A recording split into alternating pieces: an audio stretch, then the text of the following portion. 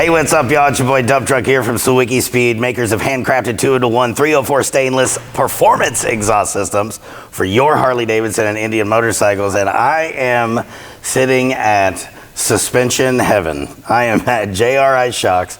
I'm with the man himself, Mr. Jeff Ryan. And, well, thanks for having us here. Thank you for having me. Well, this building is amazing. But before we jump into I mean, this is amazing. You have like quadrupled your size here. I can't wait to talk about it. But first off, let's talk about your connection to our community, to motorcycles. So how did motorcycles start in your life? They started very, very early in my life.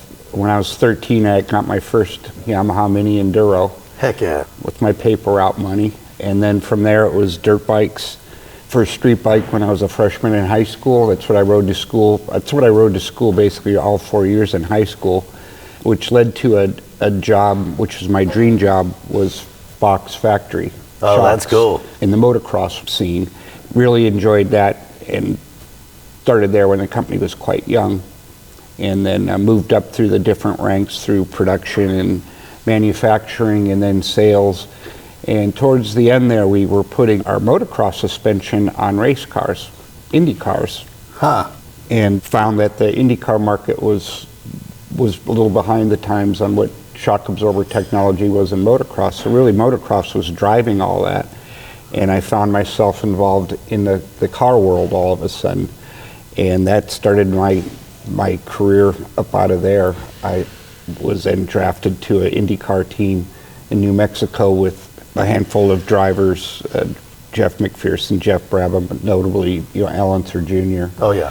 In my fourth year there, which I always looked at those 4 years on that race team, that was my 4 years of college, because I upset my father by not taking his money put away and decided to go on the racing side and developed one of the first four-way adjustable shock, which is high and low speed compression and rebound. Started winning some races with that, which caught the attention of Penske Racing. And then I was brought on to Penske Racing, and we began Penske Racing Shocks and had a very long, run there. As far as racing, it was NASCAR, IndyCar, Formula One, sports cars, motorcycles, road racing. You've got trophies in all of those categories of racing as well. Yeah, as far as providing the suspension. Right. Sometimes it's easy to say, yeah, I won the Indy 5. No, you really didn't. You had the shocks on your car. Right. But yeah, lots of different championships, big wins. And I started getting into some different areas, working at some things on the defense industry from the robotics side of vehicles. And then biomechanical devices, knee braces and things. I had hurt myself on a dirt bike.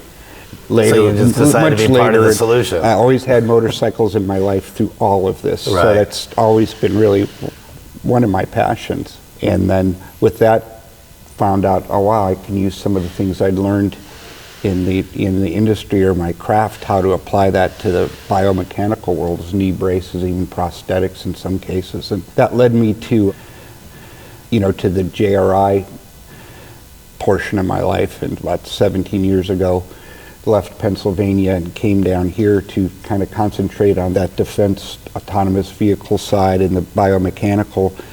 But right away, came down here for a couple reasons. One, to be close to the Research Triangle Park over in Raleigh, but I found myself almost weekly or daily driving to Charlotte because of NASCAR and the team. So it just organically grew out again. It was like a rebirth of shocks. With sport bikes, had a lot of good runs in that with the AMA flat track as well. Harley was the one that we got 9 years ago, started with putting shocks on a bike.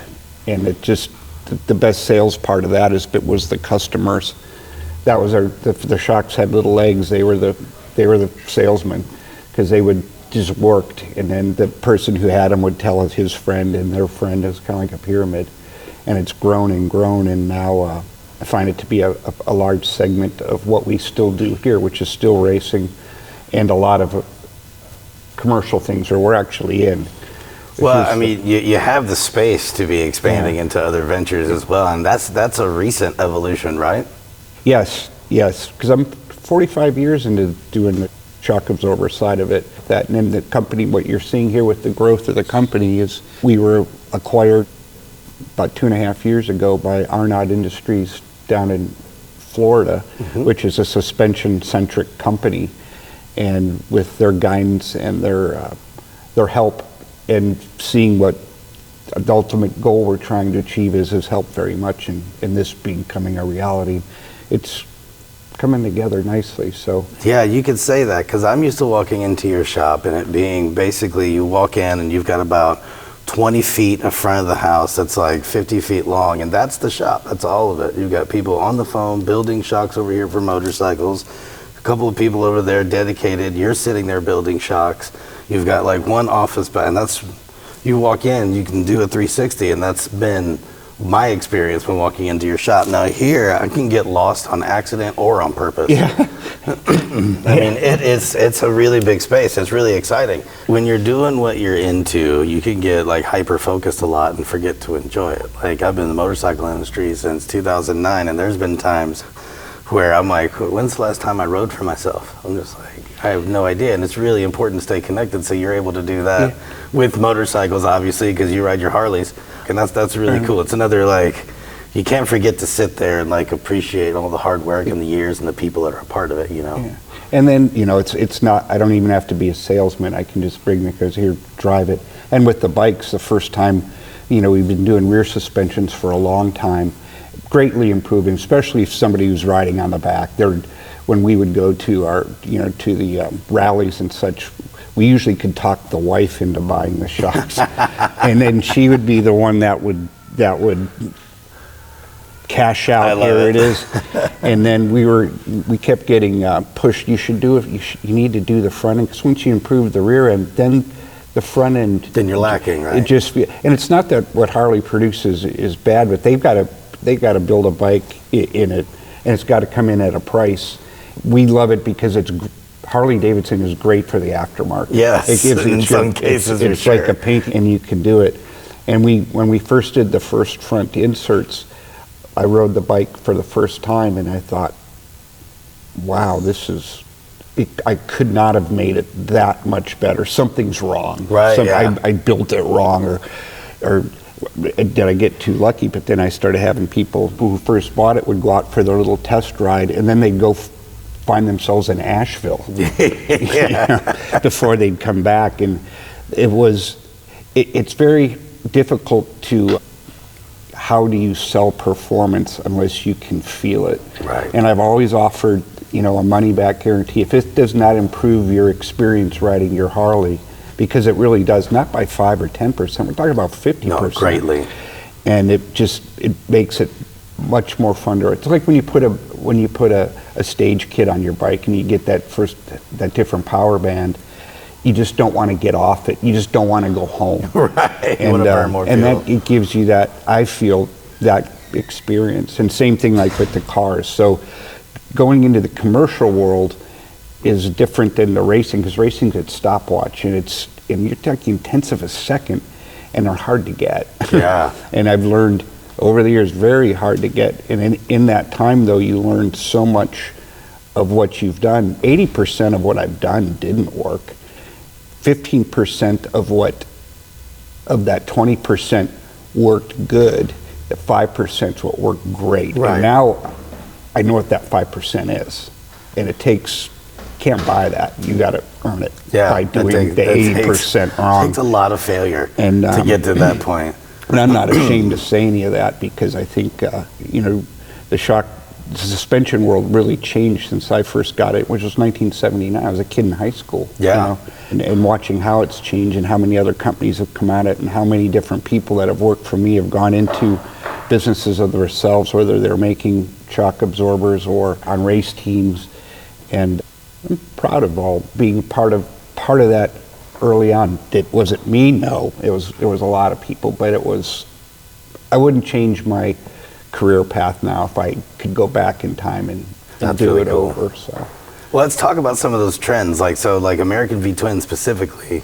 in your category and for Sawicki Speed, like in the 2-in-1 stainless exhaust niche, like has changed a lot in the last 10 and 15 years. Like what was cool required different suspension styles and all of that. And what have you seen mostly in the trends coming from Harley and Indian? As a matter of fact, Rusty Wallace owns a very nice Indian. He missed him yesterday. We were in here doing some work on his oh, cool. His front end. Glad he warmed it up for me. Yeah. and then, you know, well, their company, Country Customs, is that they use our product on their performance line of bikes. Right. And that's what the trend I've always kind of followed. You follow the trends in styling, I guess you'd say lifestyle side of it.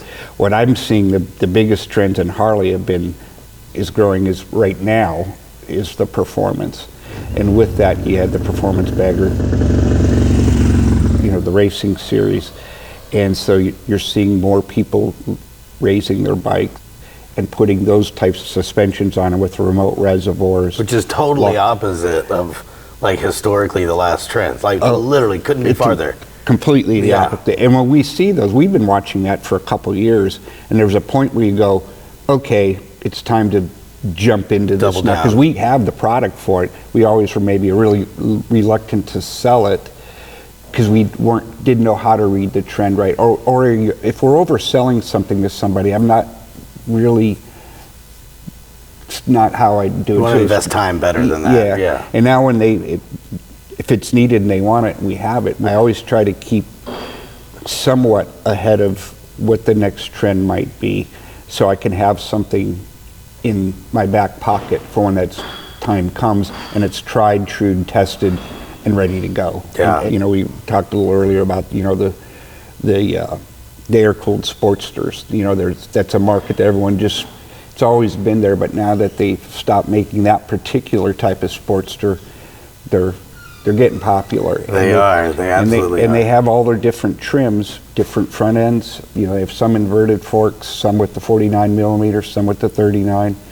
And, you know, we're working on that platform now on a new rear shock because of the springing's a bit different, the way they're inverted and just how it's set up, and a nice little piggyback, you know, integral piggyback shock for those, which also be nice on the FXs, you know, the older dynos. I was about to say, I was like, does that mean that they're also going to fit the FXR line since they fit most of the Sportsters? Yeah, and all we do for because that's the kind of stuff I care about. Yeah, different lengths. Obviously, we have, you know, Charlie works on what the valving specs are. We have different ranges, spring specs. There's nothing that we can't get it, I'd say, about perfect for you. And if, you know, when people come in sometimes here and we'll do a fit up or install here, you know, he won't let you leave or ride home until you've ridden around and that you're coming in and you got a smile, you know, ear to ear and 2 thumbs up, and then he'll send you on your way. That's what we do at the rallies too. That's awesome. So you guys, you build these per customer. They're not, I mean, you have them on the shelf, but they're adjustable for what the customer needs. Is that how it works? Yeah, typically the internal damping on, and some of this goes back to that 5% I told you about, is a dynamic form of damping. We don't have to revalve all the shocks because they're very dynamic in how they're moving and the way they're moving. Because a shock isn't a shock unless it's moving. Correct. Otherwise, it's just a spring guide. Yeah. But what we do work on is the spring rate, what the person weighs, whether they're going to ride 2-up, whether they're going to be able to fill their tour packs in their bags, and we get them in the right spring's always first, shock secondary. Get the spring right, and then we have the adjustment to get that match to the spring. And if they're going to add 200 pounds, 250, 300 pounds to the bike for a long trip, it's very easy to adjust it to, you know, the bike's going to want to squat to get the bike back up to the ride height you want, and then, you know, off you go. So yes, they are tuned, but we let the rider also, or the user, tune it to what they like, because not everyone's the same. Right, they'll be different. So what you're saying is the shock mechanism is what is in that top 5%. You get the proper spring and the marriage is perfect. And then with that adjustment. So the culmination of all the things I did, you know, or experimented with in my life and that comes from all the different forms of racing. There's there's bits Racing's and the proving pieces grounds. in That's DNA. where you find out what works, what doesn't work, what's viable. There's parts when we keep them on the shelf, but before they're shipped out, we got to put the spring on it and set the spring to the rider. So everyone is set to when they're ordered, and we ask the customer those questions: how they ride, aggressive, or are they ride it across country and they're just on highways most of the time, and then we get it set up that way. But the parts that go into that shock, they come out of parts bins in the back room that you saw there.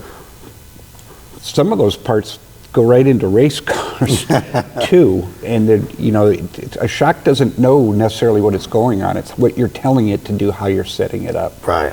Well, with JRi having their hands in so many different genres of racing and street legal things, and just like all the different genres you're responsible to, off-road, automotive, the muscle car side, motorcycles, the tooling is probably pretty similar. So since you're in all these different worlds, like once you get a new system, what does it take to like update it to JRi level? Is it really just figuring out what it needs based on what you have, since you probably have a lot of that done? Yeah, we have 3 families of shocks, and that's really measured by the diameter, the size of them, and what the springs are. And with that, we have one that finds itself very much at home for the off-road, the truck type world. Then we have one that finds itself in all the automotive side. It's pretty broad, and primarily most of our automobile racing. And then we have our smaller one, that Harley, but then there's a lot of race cars that use that too. That's interesting. And sprint cars, midgets, they all use the smaller. I mean, it's the same. We use the same parts. Well, that's awesome. Well, I know that we are excited to have JRi shocks on our giveaway bike. We are getting ready to do the assembly and turn it into a roller here soon. Would you mind walking over to the bench and we can go over some of the components that we're going to be putting on the bike? Yeah. Awesome. Yeah. Right on. Let's go do that.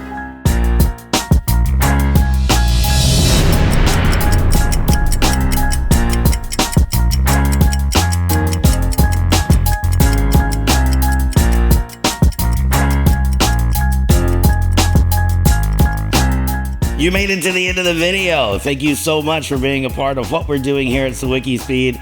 If you wouldn't mind, just go ahead and give us a like. If you have something to say, throw it in the comments. We'll get back to you as soon as possible. And please, before your way out, hit that subscribe and even that little bell that's right next to it so you know when we have another video that's dropped for you to enjoy.